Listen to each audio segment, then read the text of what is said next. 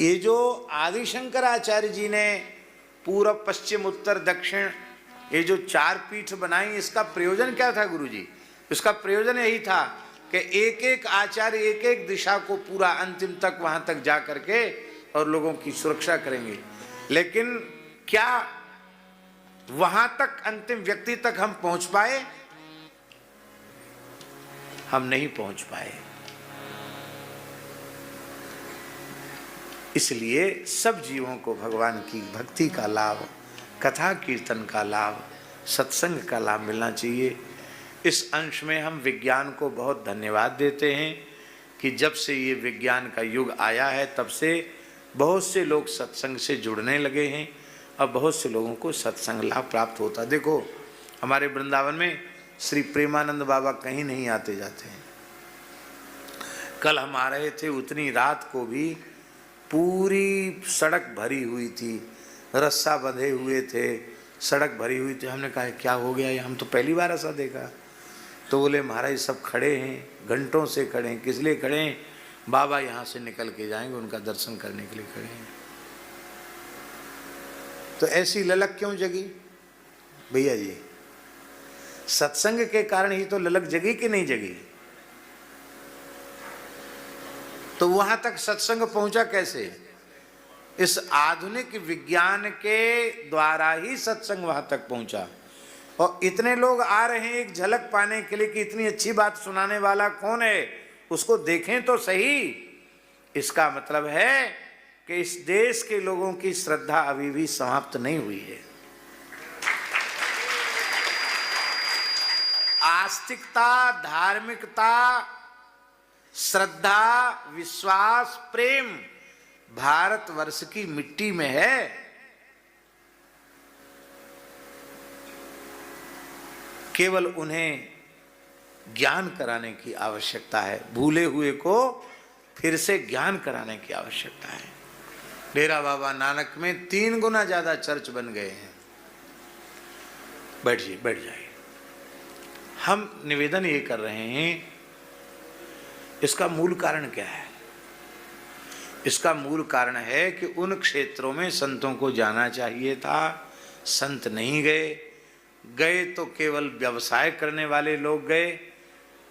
ईमानदारी से गीता, भागवत, रामायण की चर्चा सुना करके और जीवों को धर्म से, सदाचार से, भगवान से जोड़ने वाले लोग नहीं पहुंचे। अभी हमारे एक बड़े प्रेमी हैं, सज्जन हैं, पवन जी नाम है उनका। वे पूरे पूर्वोत्तर क्षेत्र का काम उनको संघ ने सौंपा है। 7 प्रांत उनके कार्यक्षेत्र में आते हैं। मणिपुर, आसाम, त्रिपुरा, मेघालय, नागालैंड, ये सब मिला के 7 प्रांत उनके कार्यक्षेत्र में आते हैं। वो कह रहे थे महाराज जी वहां के लोग जानते ही नहीं कि साधु क्या होते हैं, संत क्या होते हैं, गीता, भागवत, रामायण क्या होती, वहां के लोग नहीं जानते।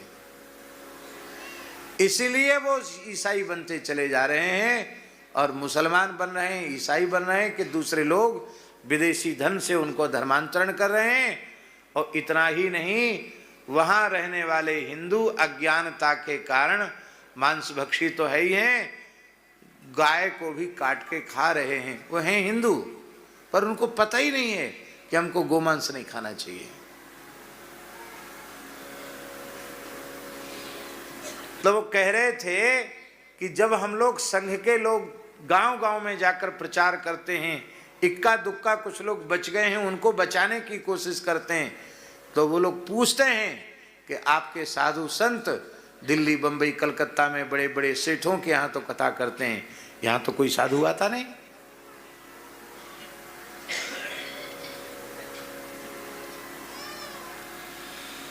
इसलिए गुरुजी महाभारत में लिखा है, ब्राह्मणों ने जिस क्षेत्र को वर्जित कर दिया वहां नहीं गए, वहां सत्संग चर्चा नहीं हुई, वहां म्लेच्छों का प्रभाव बढ़ गया। कश्मीर विद्या का केंद्र था, वहां संतों ने, ब्राह्मणों ने जाना बंद कर दिया। कश्मीर की क्या स्थिति हो गई?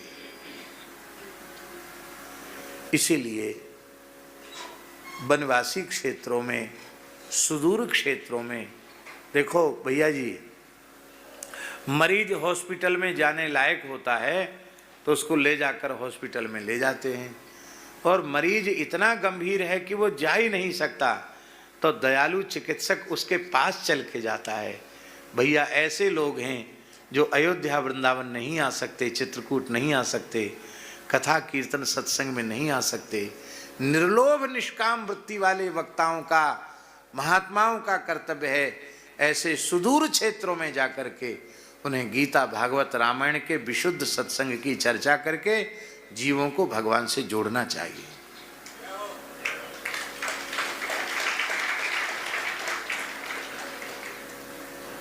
पर शास्त्री जी सबके अलग अलग मिशन हैं, सबके अलग अलग लक्ष्य हैं, उनकी पूर्ति में ही हम सब लोग लगे हुए हैं।